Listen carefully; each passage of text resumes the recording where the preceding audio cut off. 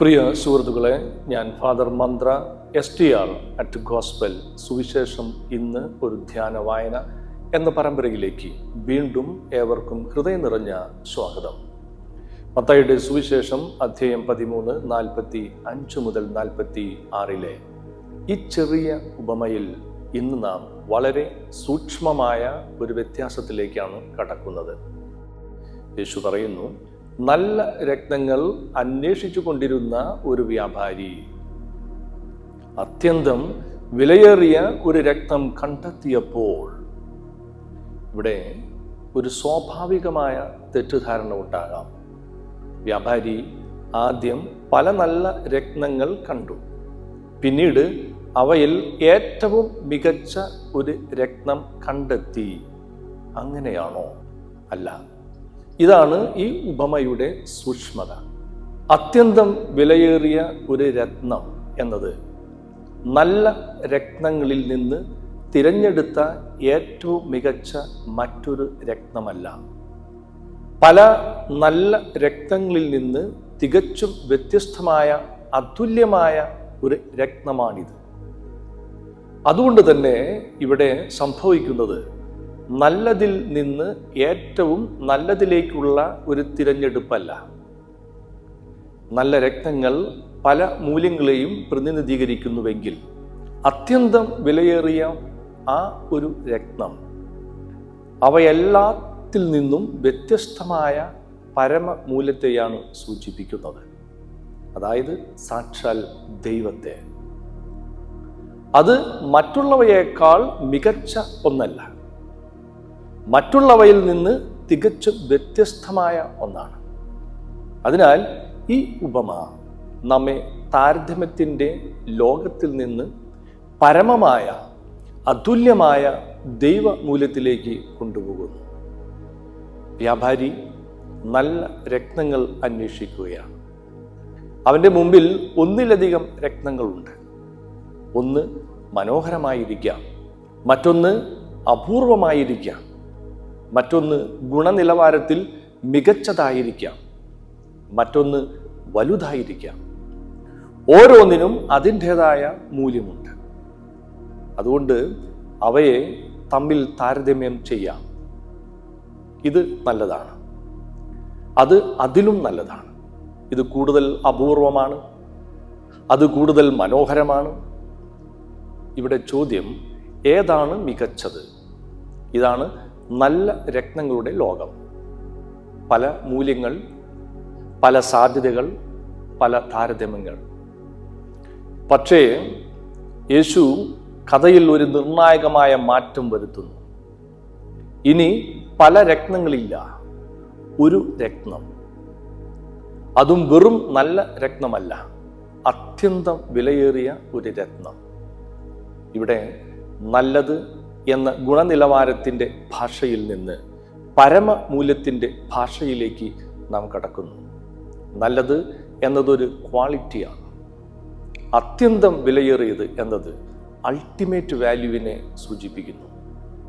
അതുകൊണ്ട് നല്ല രത്നങ്ങൾ മൂല്യമുള്ളവ, അത്യന്തം വിലയേറിയ ഒരു രത്നം പരമമൂല്യമുള്ളത്.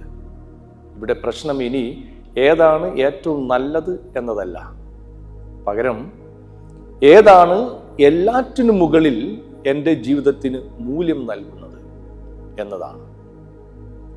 ഇതാണ് ഈ ഉപമയുടെ ഹൃദയം. ഏറ്റവും നല്ലത് എന്നത് താരതമ്യത്തിൻ്റെ ഭാഷയാണ്. രണ്ട് കാര്യങ്ങളുണ്ട്, അവയെ താരതമ്യം ചെയ്യുന്നു. ഒന്ന് മറ്റൊന്നിനേക്കാൾ മികച്ചതാണെന്ന് പറയുന്നു. പക്ഷേ പരമമൂല്യം എന്നത് മറ്റൊരു തലത്തിലുള്ള ആശയമാണ്. ഇതൊരു ലളിതമായ ഉദാഹരണത്തിലൂടെ മനസ്സിലാക്കാം. ഒരു യാത്രയിൽ നമുക്ക് പല മനോഹരമായ സ്ഥലങ്ങൾ കാണാം.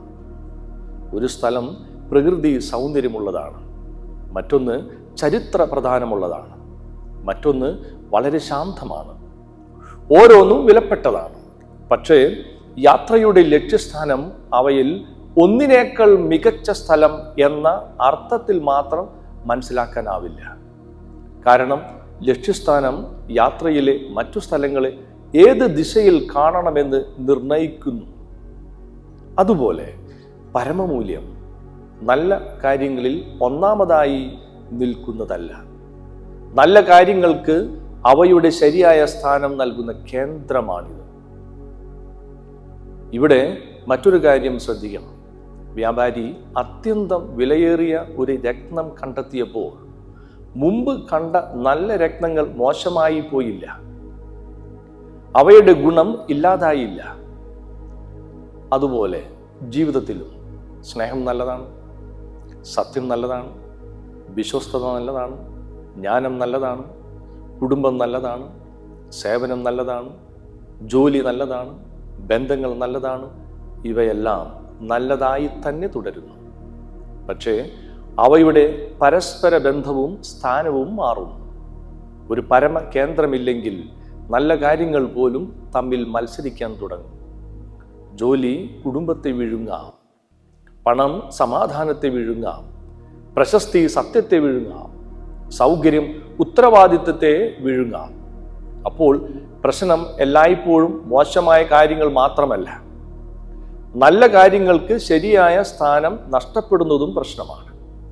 അതിനാൽ പരമമൂല്യം നല്ലതിനെ ഇല്ലാതാക്കുന്നില്ല, നല്ലതിനെ ക്രമീകരിക്കുന്നു. ഇവിടെയാണ് ഒരു എന്ന വാക്കിൻ്റെ പ്രാധാന്യം. യേശു പറയുന്നു, അത്യന്തം വിലയേറിയ ഒരു രത്നം, ഒരു നല്ല രത്നം എന്നല്ല, മറ്റുള്ളവയേക്കാൾ നല്ല ഒരു രത്നം എന്നുമല്ല. ഈ ഒരു വെറും എണ്ണത്തിൻ്റെ സൂചനയായി മാത്രം കാണേണ്ടതില്ല. ഇത് ഏകാഗ്രമായ ഒരു പരമമൂല്യ കേന്ദ്രത്തെ സൂചിപ്പിക്കുന്നതായി വായിക്കാം. സ്നേഹമുള്ളവരെ, ജീവിതത്തിൽ പല നല്ല കാര്യങ്ങൾ ഉണ്ടാകാം, പല നേട്ടങ്ങൾ, പല ബന്ധങ്ങൾ, പല ഉത്തരവാദിത്തങ്ങൾ, പല അനുഭവങ്ങൾ, പല മൂല്യങ്ങൾ. പക്ഷേ അവയെല്ലാം ഒരു കേന്ദ്രമില്ലാതെ ചിതറിപ്പോയാൽ ജീവിതം സമ്പന്നമായിട്ടും അകത്ത് വിഭജിക്കപ്പെട്ടിരിക്കുക. അതുകൊണ്ട് ആത്മീയ ജീവിതത്തിൻ്റെ ചോദ്യം എനിക്ക് എത്ര നല്ല കാര്യങ്ങളുണ്ട് എന്നത് മാത്രമല്ല, അതിലും ആഴത്തിലുള്ള ചോദ്യം ഈ നല്ല കാര്യങ്ങളെല്ലാം ഏത് പരമകേന്ദ്രത്തെ ചുറ്റിയാണ് ക്രമീകരിച്ചിരിക്കുന്നത്. ഇപ്പോൾ ഉപമയുടെ മുഴുവൻ ചലനം നമുക്ക് ഒരിക്കൽ കൂടി കാണാം. ആദ്യം നല്ല രക്തങ്ങൾ, അത് പലത്, അവിടെ താരതമ്യമുണ്ട്. ഏതാണ് നല്ലത്, ഏതാണ് കൂടുതൽ അപൂർവം, ഏതാണ് കൂടുതൽ മനോഹരം. പിന്നീട് അത്യന്തം വിലയേറിയ ഒരു രക്തം, ഒന്ന്. ഇവിടെ ചോദ്യം മാറുന്നു, ഏതാണ് മികച്ചത് എന്നതിൽ നിന്ന് ഏതാണ് എൻ്റെ ജീവിതത്തിൻ്റെ പരമമൂല്യം എന്നതിലേക്ക്. അതിനാൽ യേശു വെറും ഒരു ക്വാളിറ്റി അപ്ഗ്രേഡ് കാണിക്കുന്നില്ല, അവനൊരു കാറ്റഗറി ഷിഫ്റ്റ് കാണിക്കുന്നു. പല നല്ല മൂല്യങ്ങളിൽ നിന്ന് ഒരു പരമ മൂല്യത്തിലേക്ക്, താരതമ്യത്തിൽ നിന്ന് ഏകാഗ്രതയിലേക്ക്, തിരഞ്ഞെടുപ്പിൽ നിന്ന് സമർപ്പണത്തിലേക്ക്. ഇതാണ് ഉപമയുടെ ആന്തരിക ചലനം. പ്രിയ സുഹൃത്തുക്കളെ, നമ്മുടെ ജീവിതത്തിലും നല്ല രത്നങ്ങൾ ധാരാളമുണ്ട്. കുടുംബം, തൊഴിൽ, സൗഹൃദം, ആരോഗ്യം, അറിവ്, സേവനം, സാമ്പത്തിക സുരക്ഷ, പ്രശസ്തി, വിജയം. ഇവയിൽ പലതും നല്ലതാണ്. പക്ഷേ നല്ല കാര്യങ്ങൾ കൂടുതലായതുകൊണ്ട് മാത്രം ജീവിതം ക്രമപ്പെട്ടതാകണമെന്നില്ല. ഒരു ജീവിതത്തിന് മൂല്യക്രമം വേണം, ഒരു പരമകേന്ദ്രം വേണം. കാരണം കേന്ദ്രം നഷ്ടപ്പെട്ടാൽ നല്ല കാര്യങ്ങൾ പോലും നമ്മെ വ്യത്യസ്ത ദിശകളിലേക്ക് വലിച്ചിഴക്കാം. പക്ഷെ ഒരു പരമകേന്ദ്രം കണ്ടെത്തുമ്പോൾ നല്ല കാര്യങ്ങൾ തമ്മിൽ മത്സരിക്കുന്നതിന് പകരം അവയെല്ലാം ശരിയായ സ്ഥാനത്ത് എത്തുന്നു. അതുകൊണ്ട് ഇന്ന് നമുക്ക് നമ്മുടെ ജീവിതത്തിലെ നല്ല കാര്യങ്ങളുടെ ഒരു നീണ്ട പട്ടിക തയ്യാറാക്കേണ്ടതില്ല.